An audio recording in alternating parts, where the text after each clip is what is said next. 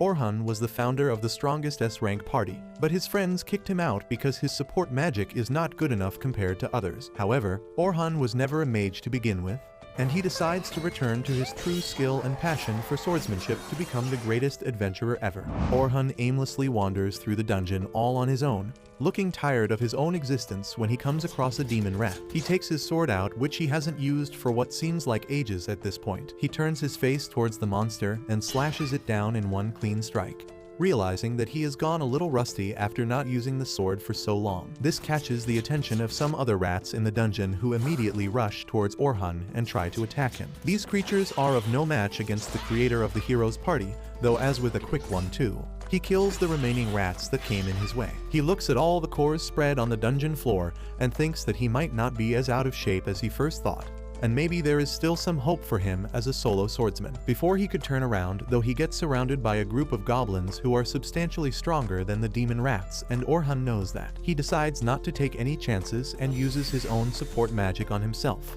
boosting his strength for a short duration, making him tankier and his sword more dangerous. With that, the goblins attack Orhun, but they were no match against the speed and skills he had after being in an S-ranked party. He slaughtered them all one after the other while thinking about how he never really tried his own support magic on himself, and realizes how overpowered it makes him feel. He was about to let his guard down after killing the entire first wave, but before he could take a breather, a second wave of goblins attacked him head-on. Knowing that his support enchantment would wear off soon, he jumps headfirst and slashes through all the goblins that came in his way, even chasing one down at the end to send him down to hell. With that, his defensive enchantment wears off, and he realizes that his spell only works for 3 minutes of combat, which means that he needs to be careful about when and how he uses it. Just then, the third wave of these never-ending goblins enter the dungeon and rush towards Orhun at full speed, aiming for the kill, but Orhun manages to overpower them once again and starts killing them one by one. He soon realizes that his enchantment is about to end, so he uses the spell once again near the very end to continue his onslaught as he deals with the last few goblins of the horde. As he sees the life go out of the eyes of the last goblin, the memory of the evening still haunts him. He remembers again how Oliver entered his study alongside Anne and Derek and told him outright that they are going to kick him out of the hero's party. Orhun was left shocked as he tried to make sense of what was happening. He turned towards Oliver, asking what the hell is he talking about. They are supposed to be best friends, but Oliver stayed cold and calculated, telling him that just because he is a friend from the same village doesn't hide the fact that he is the most useless member of the team. Anne and Derek both chime in, claiming that all he is doing is slowing them down and holding them back from achieving greatness. Orhun's life flashes in front of him as he tries to make sense of the surreal situation. How can his best friend decide to kick him out of the party that he himself created? A party that became known as the Hero's Party because of how quickly they climbed through the dungeons and soon became one of the best parties in the entire country. Oliver reasons that during the last collaborative dungeon clearing mission, he observed other parties and how the enchanter of their group was so strong and capable of helping the other members, and compared to that, Orhun is utterly useless. Orhun couldn't believe his own ears as he snaps back, claiming that he is not an enchanter to begin with, and the only reason he took on the role was because no one in the party had any aptitude for magic. So he sacrificed his own position as a swordsman and started training as an enchanter, and even created his own style of magic to make up for the talent that he lacked as a support mage. Anne laughs in his face though, calling him a pathetic loser who is making excuses since Oliver was a much better swordsman than him to begin with. With that, Orhun turns towards Oliver as he was his last hope, but Oliver coldly tells him that they have even found a replacement enchanter as well, who will help them climb through the ranks and achieve greatness. Orhun finally accepts the new reality, and the fact that there is no place for him in this party anymore. With one final goodbye, he turns to leave when Anne laughs, claiming that he was never supposed to be in an S-ranked party anyways, since his swordsmanship and magic are both at an A rank, which means he is a pathetic jack of all trades, but master of nothing. Finally, he snaps back to reality as he walks ahead, thinking about the new style of fighting he has developed, which merges the traditional roles of a swordsman and a mage. He decides that he will continue being a jack of all trades, but at the same time he will master them all and show them what a giant mistake Oliver and the others made. Just as he was about to leave, a group of 4 adventurers rush into the teleportation room all out of breath. Their leader asks whether they were alright since they were not expecting so many orcs all at once. One of the members speaks up, claiming that they have left the girl behind though. The leader claims that he made the right call, as if they tried to help the girl they would have all died. And anyways, the girl just joined their party today, so he obviously prioritized his older friend. The wound of his own party abandoning him was too fresh in his mind, so Orhun turns towards the men and tells them that he hates people like them. One of the guys claims that they could have done nothing to help her, and one of them tries to attack Orhun, but he gets manhandled and swiped to the floor, as Orhun tells them to shut their ugly mugs and run away. With that, he turns towards the leader and angrily asks him where the hell did he leave the girl to die and rushes off in that direction to save her. He finds her at the end of a cave where she was completely cornered against what seemed like an army of orcs. She kept backing against the wall with tears in her eye and used her defensive shield as the orcs advanced. Her shield wasn't able to stay up for long, though as soon the orc managed to break through the shield and were about to end her life, when Orhun jumps in and used his wind magic to push them back. The girl was shocked and dazed, but Orhun didn't waste a single moment as he took out his sword and ran at the orcs. The first orc tired, pummeling him to the ground, but Orhun managed to block the attack easily, and with his own support magic as reinforcement, he slashed through the orcs as if they were made out of butter. The girl stood there confused, wondering whether Orhun is a swordsman or a mage, as he used his reinforcement magic to enhance the sharpness of his blade before rushing at the orcs, chopping through their weapons and their bodies alike. He realizes that the guys were right, as they could have never handled so many orcs at once, but he would have rather died than leave a party member behind. With that thought, he slashed through dozens of monsters all at once. While the girl watched in awe, wondering who this man is, Orhun continued his killing spree, and with the second burst of attacks, he managed to cut through every single orc in the cave, leaving only their corpses and shiny cores behind. With that, he turns towards the redhead at the end of the cave, but finds her lying on the floor as the adrenaline wears out. By the time the sun started setting, they came out of the dungeon, and the redhead introduced herself as Sophia before asking him out to dinner as a gesture of thanks for saving her life. Orhun ends up accepting and follows her down to a tavern owned by the Silver Rabbits Guild. He realizes that she is from the guild itself, as she also had a crest on her cape, and realizes that she reminded her of someone but couldn't put a finger on it. Soon that confusion disappeared when Sophia introduced him to her older sister Selma, who Orhun already knew, as she was also an S-ranked enchanter from a different party. Selma was the strongest enchanter in the country, and she was the one who came up with the system of dividing the roles into the swordsman, who attacks, the tank who absorbs damage, and the mage who provides support. Shay eyes Orhun with disgust and tells him that she is going to call the FBI since her sister is just 14. Orhun immediately tells her that his name is not on the Epstein files, so she can chill,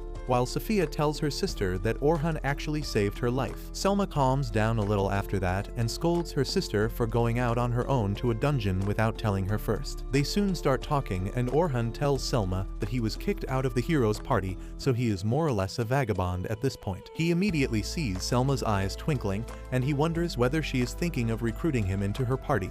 But before that could happen, he tells Selma that he has no plans of joining any party in the near future for now. Selma tells him not to flatter himself and asks whether he is up for a job. This was surprising for Orhun, and he gets curious and asks about the job. Selma claims that a huge party from her guild is going down to the dungeons tomorrow. The party will contain loads of new adventurers, and the rank members are supposed to guard them and see that the floor bosses that appear every 10 levels are defeated and there aren't any casualties. She claims that the expedition is greenlit by a sponsor, and she would love it if Orhun agrees to accompany them as an extra adventurer. She also tells Orhun that she really respects his skills and strength, otherwise she wouldn't have asked this of him. This cuts deep within him, as the reason why he was kicked from his party in the first place was because his party members were impressed by Selma herself when she was showcasing her magic, and that's why they decided that they needed a better mage for their party as well. Orhun decides to agree, but on the condition that he will only go down to the dungeon as a swordsman, as he is no longer a mage. Selma is a little worried about that, but decides that recruiting him is more important, as most probably he will go back to his main role as a mage when things go south. After dinner, Orhun decides to visit one of the shops to get some gear, and the old man immediately greets him like an old friend. The old man had been Orhun's armor and weapon guy since the very beginning, when Orhun was no one,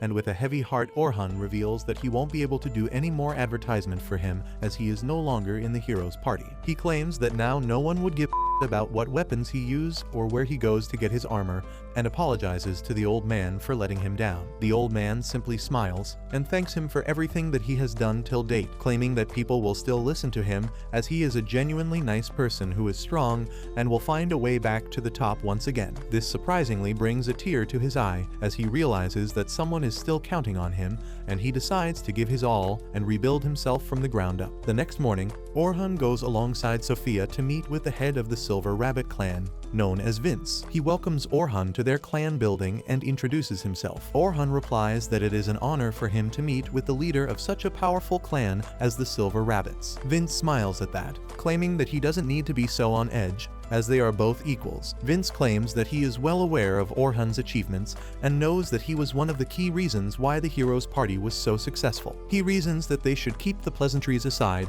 and instead trying to figure out what the other person is actually thinking. They should focus their minds on the task at hand, which is this teaching expedition. Vince turns towards Selma for the explanation, and she starts by mentioning that they will be going from the first floor of the dungeon all the way down to the 51st floor in the matter of 3 measly days. She claims that they will stop their journey at the level 21 at day 1 and continue onwards on the second day till floor 36, and finally on the third day they aim to conquer the 51st floor. While explaining all this, she remembers the conversation she had yesterday with Vince when she first told him about the fact that Orhun has been kicked out of the heroes' party. Vince immediately claimed that the heroes' party made the biggest mistake of their lives, as without Orhun managing everything to perfection, they won't be nearly as strong as they were before. Selma agreed with the assessment, claiming that his support magic took them to a very high level, which would have been impossible for them without his help. She knows that at a raw scale, Orhun's support magic is not as strong as some of the S-ranked support mages, but he makes up for it with his casting speed, which is at least 4 times faster than even her own speed. She remembers the fight, claiming that he was using several of his own original spells as well, and more than that, his ability to understand the situation and react to it with crisp decisions is basically unmatched. With him out of the equation, the heroes' party won't be able to retain their top position, which means that the Silver Rabbits can swoop in and seize the advantage to become the strongest party in the country. This all confused Vince a little, as he couldn't understand why would an incredibly talented enchanter agree to a joint raid in a dungeons where he has little to gain. Selma replies that most of the times the support mages are not given the fame that they deserve, and yes, she is famous, but that's just because her moves were flashy enough to catch their eyes, while the truly strong mages are left in the darkness with no renown of their own. She snaps back to reality when Orhun speaks up and asks to confirm that there are going to be 10 parties of rookies heading into the dungeons and 5 escorts, including Selma and himself. The rookies will deal with all the monsters in rotation, but if something out of the ordinary happens, the escorts will jump in to make sure that the rookies remain unhurt. He does find one thing confusing though, and asks why are there only 5 escorts? If their idea is to make sure the rookies have a safe experience, why not hire multiple A-rank parties instead of 5 separate S-rankers? Selma replies that the only reason they are not doing that is so that the rookies also experience the stress of going through a dungeon and not overestimate their abilities. Orhun doesn't really believe her explanation at all, but knows that they won't reveal their true motives to an outsider who is not affiliated to any clans. Regardless of that, Orhun decides to accept the quest as he has nothing better to do anyways. Vince seems happy about it and claims that he will be paid 2 gold pieces in advance, and 10 more at the completion of the task. This surprises him a little as he asks whether it's not too much, as that's basically a year's worth of money, but Selma replies that they value him a lot, and that's why they want to make sure he is sufficiently compensated. Orhun thanks them and promises to meet them the next morning, and hoping for the best. The next morning arrives soon, and Orhun arrives at the entrance of the dungeons where he finds a bunch of new adventurers waiting for their journey. He soon finds Sophia and Selma ready for the adventure and compliments Selma on her outfit, which annoys Sophia, and she again reminds him that she is a minor. Orhun tells her to chill out a little, as he is not a fan of Michael Jackson either. Sophia asks where is he living right now, since earlier he used to live in the mansion owned by their party. Orhun replies that he is currently staying at the inn, but soon he will find a proper place to stay as well. With that, Orhun looks around and claims that everyone seems to have arrived and maybe they should start their expedition. Selma agrees with that and tells Sophia to join her party before leading Orhun towards the other 3 recruits in charge of making sure that the journey goes smoothly. Selma introduces Orhun to the others, claiming that he is incredibly strong and that she trusts him. The other 3 escorts immediately welcome him. While introducing themselves, the blue-haired guy named Ant claims that he is a tank, and the blondie named Burn follows suit, claiming that he is a tank as well. The final short-haired girl turns out to be a healer named Kathy. Orhun immediately realizes that he is a front-line attacker and Selma, the enchanter, which make this a very well-rounded party of escorts. But he wonders what was their plan if he refused their offer to join. He thinks that there is definitely something fishy going on, but decides to push on for now and see how the things unfold. Soon Selma collects all the Rockies in one place and introduces them to Orhun,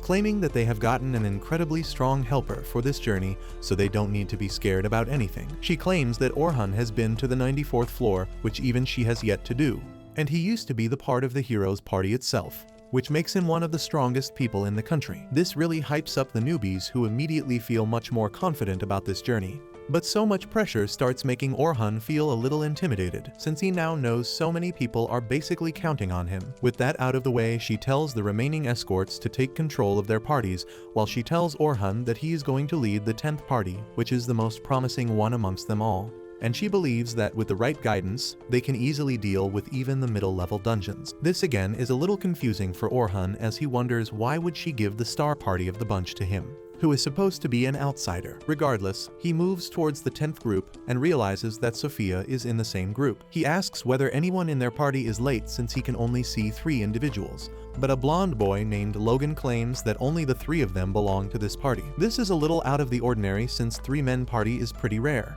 but the blondie replies that there are only 3 in the party since no one can keep up with them anyways.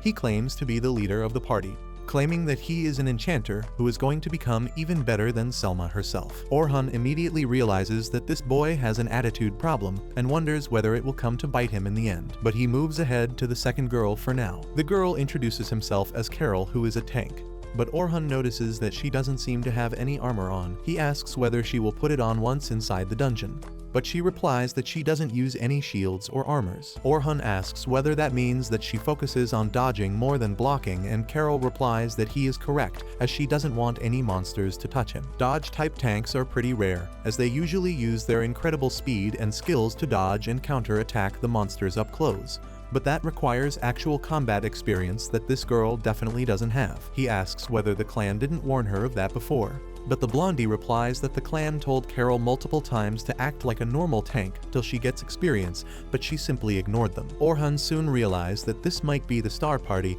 but at the same time, this also seems to be the problem party, which the escorts didn't want to deal with. Soon after that, the expedition finally starts, and they all enter the dungeons. Carol doesn't stop talking for even a moment and continues hounding Orhun about why he left the party, and he doesn't know how to shut her up. Their journey continues smoothly for now, thanks to Orhun setting up magical traps behind them that automatically deal with the lesser monsters, as he doesn't want to spend time on useless battles. Finally, they arrive at the 20th floor, and Orhun now has a better idea about his party. He realizes that the blondie is not all talk, and he actually has a substantial amount of skills as an enchanter, and can easily operate at the level of an A-rank party if he continues like this. But he is bad at giving directions, which is very important for an enchanter. Carol is incredibly fast, which she would need as a dodge-type defender. But there are 2 problems with her. She rushes directly at the monsters without a second thought, when her primary role should be making sure their party is defended. And the second problem is that she uses 2 tiny daggers as her main weapon, which do fit her style, but might now have enough destructive powers when it really matters. Sophia is the weakest amongst them all in terms of raw talent, but she is still above the skill level of a total rookie and doesn't have any major flaws, which makes her the most rounded person in the group. At the end of the cave, the escorts manage to defeat the level 20 floor boss, which means that they can move ahead to the 21st floor, which was their goal for the first day. After registering their ID cards as a proof for completion, they head out for the night to get some rest and continue onwards the next morning. When Orhun wakes up the next day though, he is devastated to find a newspaper, and on its front page his picture is posted for everyone to see, as the heroes party officially declare that they have kicked Orhun and have hired a new enchanter in his place. This hits him harder than he thought it would, but there is nothing he could do about it. So he moves outside to meet everyone else at the dungeon, wondering whether the rookies would behave differently after reading today's headline. On the way, however, he is stopped by a blue-haired girl who turns out to be Luna, the healer of the heroes party. He remembers how even during his last days, when everyone else was behaving coldly towards him, Luna was always smiling at him and ready to help. The day when he was kicked out, she was out on an errand, Otherwise, it wouldn't have been so easy for the others to push him out of the party. Luna immediately grabs Orhun's hands and begs him to come back, claiming that she will find a way to make the party understand how much they need him. She brings up their promise of clearing the Great Dungeon together. But that only pisses him off, as he declares that the promise was made by the three of them, together, including Oliver, and he is the one who kicked him out of the party. With a wounded heart, he turns around and tells Luna that he is never going to come back to that party ever again, and moves ahead towards the dungeon entrance. On the way, Orhun thinks about how he was banished from the heroes' party. And that's what the newspaper clearly mentioned today, which means that all the new recruits probably are confused about what to think of him anymore. Especially considering that Selma hyped him so much for being from the heroes' party, but now the truth came crashing down. He soon arrives at the dungeon entrance, where he finds all the rookies waiting to go in. But the entire energy has completely changed, clearly meaning that every single person here has already seen today's newspaper. The newbies talk amongst themselves about the fact that Orhun isn't in the heroes' party anymore, while Logan thinks about how it would have been a different thing if Orhun left the party out of his own volition, but the fact that the paper clearly stated that Orhun was kicked out of the heroes' party for being too weak completely changes everything. Orhun tries to greet the rookies, but he gets a mixed bag of a response from them, realizing that he is not as welcome here as he was just yesterday, all because of some stupid newspaper headlines. Just then, Selma arrives alongside Ant, Byrne, and Kathy, and immediately apologizes to Orhun for causing a misunderstanding, since she was the one who kind of pushed the fact that he used to be in the heroes' party to put the rookies at ease. Orhun immediately tells her that this is no fault of hers, and she should hold her head up as high as ever, and lead the party into the dungeons while he provides support. Ant, Byrne, and Kathy chime in, claiming that it doesn't matter what the issue is between Orhun and the heroes' party. The fact remains that Orhun is one of the very few people alive in this world who have gone to the 94th floor and lived to tell the tale. This gives Orhun some relief from the constant scrutiny, and he heads towards his party, where Sophia and Carol bid him good morning with all their heart, but Logan seems to be a little hesitant and doesn't know how exactly should he treat Orhun. Orhun decides to break the ice himself and asks his party whether they saw the newspaper today, and both Sophia and Carol replied that they did see the newspaper, but it's not worth reading since it's full of lies. Logan, however, doesn't subscribe to Fox News, so he is used to hearing the truth and asks Orhun whether the newspaper told the truth. Orhun replies that technically the newspaper is the truth, since he did get banished from the party on the account of him being too weak according to the other members of the party. He apologizes to them for not telling them about it from the get-go, claiming that he is not really the hero that everyone expects him to be. Sophia can't handle it anymore and replies that he is not telling the truth, claiming that he is super strong, as she saw him take on a huge horde of orcs all alone and defeating them without breaking a single sweat. Orhun thanks her for believing in him and tells the rest of their party that even though he is not a party of the heroes' party anymore, he is still capable enough to easily help them reach the 51st floor, and asks them to believe in him. The girls seem to be content with that, but Logan seems disappointed, as he feels like he was betrayed. They soon enter the dungeons, and this day, the recruits are supposed to go from the 21st floor till the 35th floor. But even now, he is not supposed to give them any orders or guidance and just stay back and observe, only jumping in if things start getting too out of hand. Their journey continues smoothly as Carol deals with all the monsters on the 24th floor with the help of her twin daggers and her up-close and personal fighting style, while Sophia manages to deal with the bigger monsters on level 30, surprising even Orhun, who wonders whether he underestimated Sophia a little. Soon they move on to the 31st floor, which are the middle floors, and that means that now the rookies are in unknown territory and need the advice and help of their guides who are with them. This time, Orhun takes the lead and walks ahead of his party, making sure that nothing out of the ordinary is hiding on this floor, when he suddenly feels the presence of a bunch of goblins ahead and tells his party to get ready to fight. He also realizes that a stray orc has also seemingly wandered in the same area, which might make the fight a little tricky, but since his batch of rookies are pretty good at fighting, he has no worries about losing this battle. He immediately tells Carol to attack the goblins, while he tells Sophia to deal with the orc with the help of her long-range magical spells. They both follow his instructions, as Sophia immediately jumps into attack mode and starts clashing against the goblins while Sophia gets ready to take on a goblin. Orhun then turns towards Logan, telling him to use his support magic, But before he could even control his sentence, Logan already creates a bunch of magical circles and starts casting agility spells at Carol to help her get an advantage against the goblins. Logan still isn't fully convinced that a person like Orhun should be guiding him in anything, especially since he thinks Orhun's advice is so simple that anyone in his position would do the same. Suddenly things get a little more tricky, though, as the orc triggers Sophia's PTSD and she starts panicking against it, not readying herself for an attack. This could spell disaster for them all, since even Logan is busy with his magic spells focusing on Carol. He helplessly looks at Orhun, wondering what kind of a guide is he, and why isn't he helping Sophia when he suddenly spots Orhun creating a magical sign,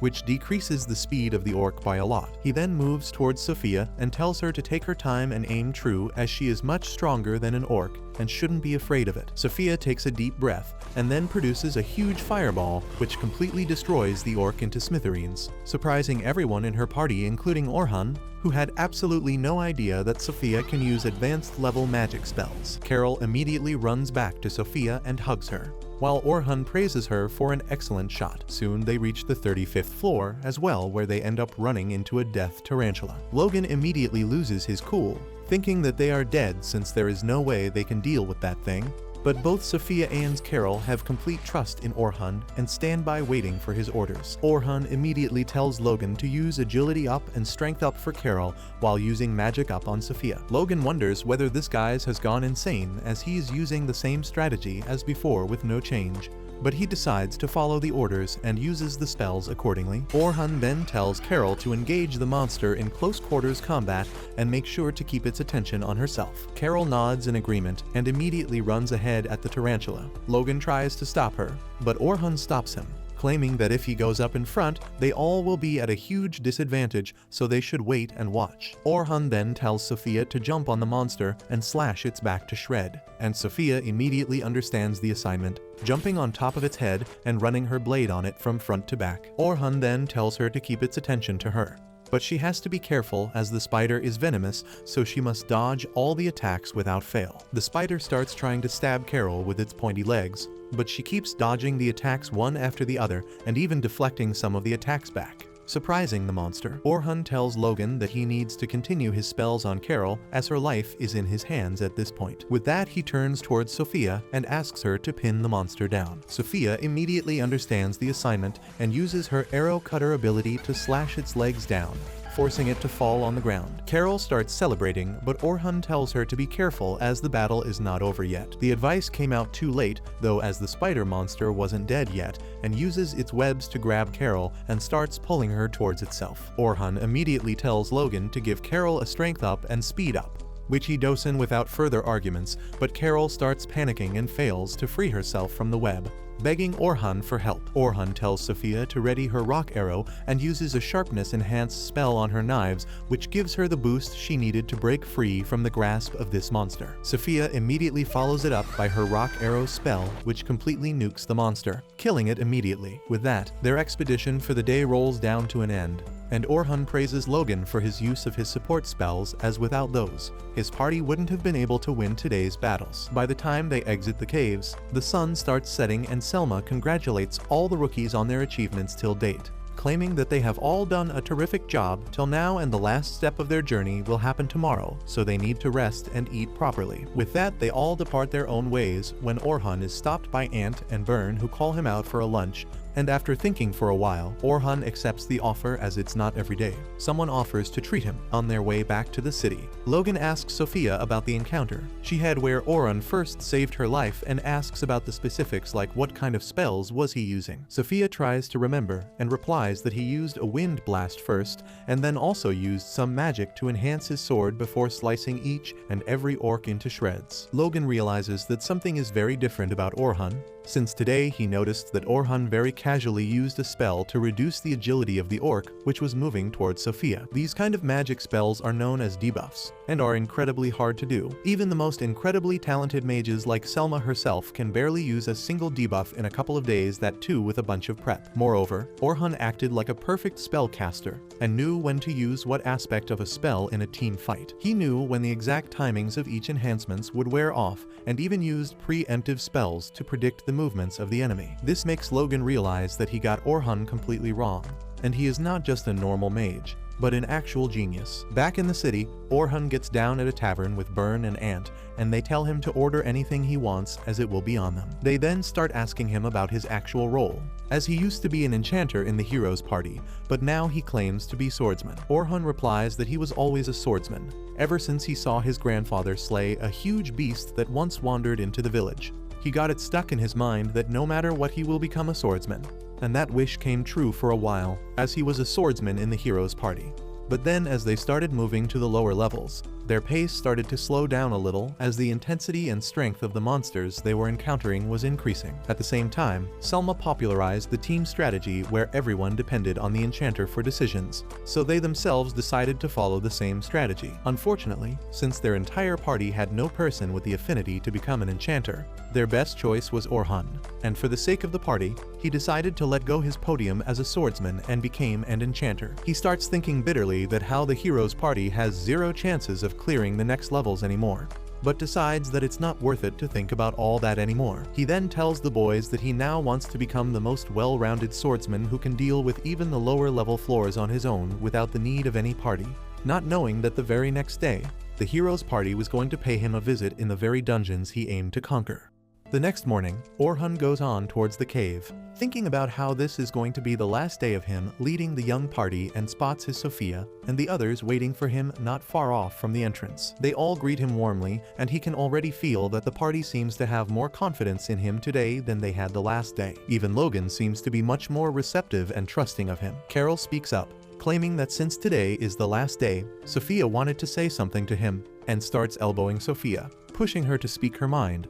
But Sophia seems intimidated and too shy to say her true feelings. It turns out that while taking a bath last night, Sophia ended up telling Carol that she wants Orhun to stay in the Night Rabbit clan and help them reach the top. Before she could bring herself to speak her heart to Orhun though, he ends up being called by Selma and tells Sophia that he will talk to her later before leaving. While walking towards the rest of the guides, he ends up overhearing a bunch of rookies that the hero's party is going to the dungeons today as well, and they are going to do a trial run with their new party to make sure that they are all working in sync. Orhun wonders which floor are they going to try, and he soon learns that they are not going to the deepest floor, which is the 94th floor.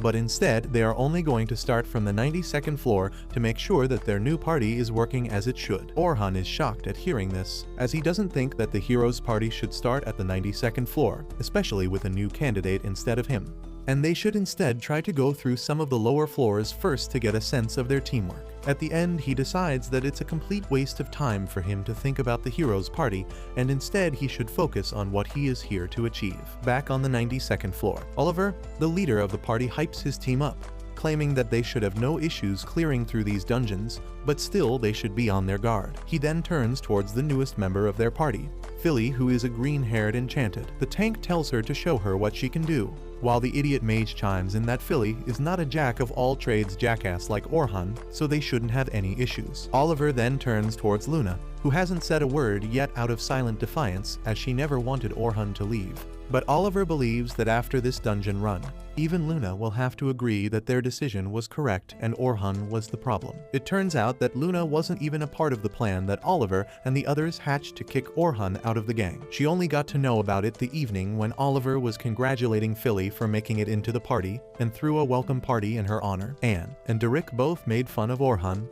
claiming that now that they have a real enchanter instead of a good-for-nothing jack-of-all, they should complete the dungeon and make it to the 100th floor in no time. Anne even told Philly that apparently they have a shit ton of money, but Orhun was so careful with the spending that he never really went all out on anything for their personal needs. Philly gets a little uncomfortable, asking whether the party funds are not for just the party and not for any personal use. But Anne waves her thoughts away by claiming that they had loads of money, and what good is money for if you don't even know how to spend it. Oliver speaks up in the middle though and tells them that they should be done with the Orhun talks by now and move on, as he is irrelevant for them at this point. Just as they raised their glasses in the honor of Philly joining their party, Luna walks in the room out of breath and tells Oliver that she needs to speak with him. Suddenly, she notices Philly, who she doesn't even know at this point, and asks Oliver whether they can speak in private. Oliver tells her that they can and should speak right here in front of everyone. So Luna has no choice and tells them that she just heard that Orhun is going to a raid with the Night Silver Rabbits and asks how can it even be possible. Derek and Anne both are confused as Anne asks how can he join the Night Silver Rabbits within 3 days, even though they told him how weak he was. Derek claims that he must still be waving around his S-rank badge, which he owes to this party, and that's how he got the job. Luna is confused and asks what the hell are they talking about, when Oliver tells her to calm down and listen. Before he could continue though, Anne budges in the conversation and tells Luna that the good-for-nothing jack of all Orhun left the party 3 days ago. The news of Orhun leaving the party stuns her, and she wonders out loud whether Orhun finally gave up on them. But Derek, the giant idiot, opens his big mouth and tells her that it's the other way. Orhun didn't leave the party. They are the ones who forcefully kicked him out of the party as he was a loser. Luna is shocked and turns towards Oliver asking whether this is the truth. Oliver calmly replies that they are telling the truth and tries to introduce her to Philly, the new member. Luna immediately cuts him off though, claiming that she made it clear that she will oppose anyone taking Orhun's place, which annoys the Zero-ick tank, who screams at her to shut up as the new member is trying to greet her. Oliver calms Derek down though and tries to reason with Luna, claiming that Orhun is not good enough for their party anymore and he would just be weighing them down at this point. Luna claims that she doesn't agree to any of this, as Orhun is the core of the party, and she is the main reason they ever even got this far in the first place, and tells Oliver that there is no way they could make it any further without him. And the ass chimes in that she is the only one who thinks that Orhun was anything special, and anyways nothing could be done now as the decision has already been made and Orhun has been kicked out. Oliver tells Luna that they need to talk about immediate plans right now and claims that since this is the first time they would all be working alongside Philly, they will start from the 92nd floor and then slowly make their way through to the 94th floor. Luna, however, outright rejects the plan, claiming that she doesn't have a death wish like the others seem to have. Derek laughs at that, claiming how the hell could they have a death wish if they are starting from the 92nd floor, when they have already managed to make their way till the 94th floor. Luna replies that even if Philly is a highly skilled enchanter, they should start working from the lower floors first, and then maybe make their way to the higher ones. Derek again claims with that thick skull of his that they have already cleared floor number 93, so why should they start from lower down? Luna claims that they must be insane to think that since the 92nd floor contains the Black Dragon, and they barely managed to make past it the last time they fought against it. Anne laughs and replies that it was during the time when they had a weak-ass enchanter in their team, and fighting the dragon this time should be a breeze. Oliver claims that they are just going to see how well they are working together, and nothing else, so they don't really have to fight against the Black Dragon. Luna tries to argue, claiming that even then they should start from much lower down, but Oliver cuts her off, claiming that the decision has already been made and it can't be changed now. Back in the reality, the heroes' party comes face to face against the mammoth of the 92nd floor, which was defeated pretty easily last time, but this time they seem to be having some troubles with it. Oliver runs at the mammoth and tries to strike it with his sword, but the mammoth manages to block the attack, pushing Oliver back to cover, while Derek gets ready for any counterattacks. Once behind the cover, Oliver's buff wears out, and he realizes that every single time the buffs wear out, his body feels like it's being weighed down by a lot of weight. He turns around and asks Philly why are their buffs wearing down so quickly. Philly replies that she hasn't yet figured out how all of they fight together, so it should get better. This surprises Oliver a little as he remembers how Orhun managed to figure everything out about them within the first few hours of their first day together in the dungeon. The mammoth suddenly uses an energy blast aimed at Derek, who tries to block, but ends up slipping, and the beam gets redirected at Anne, who screams at Derek for being an idiot. Even Derek wonders why his blocks aren't as effective, as this power blast should have been an easy thing for him to block. Anne decides to jump in the fray and shoots her fire blasts at the monster, but they barely tickle the mammoth, which confuses Oliver, and he shouts at Anne to take it seriously.